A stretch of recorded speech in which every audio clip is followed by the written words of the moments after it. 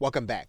Now in this video, we are going to set up your tracking systems inside of your WordPress site. You should now be comfortable with the plugin area. And so what we're going to do is we're going to take what we have learned and we're going to apply this to being able to set up our tracking with Google Analytics inside of our website. And so we can do that by going to the plugins area, typing in the keyword Google Analytics.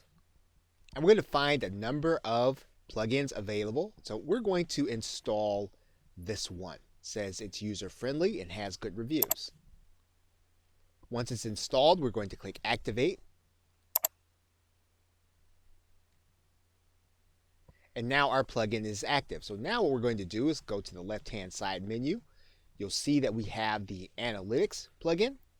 And so what we're going to do is we're going to open up this area. We're going to need to give this plugin permission. And now what we're going to need to do is to go through the authentication process. We'll be asked to go to our Google Analytics account. We'll then be given an access code by Google. We're going to go ahead and paste that code in. We're going to do this off camera. And once we do that, then our code will be ready to add our tracking system to our site. And so for this plugin to work, what we're going to do is to write the name in of our property. And then we're going to click the Add button.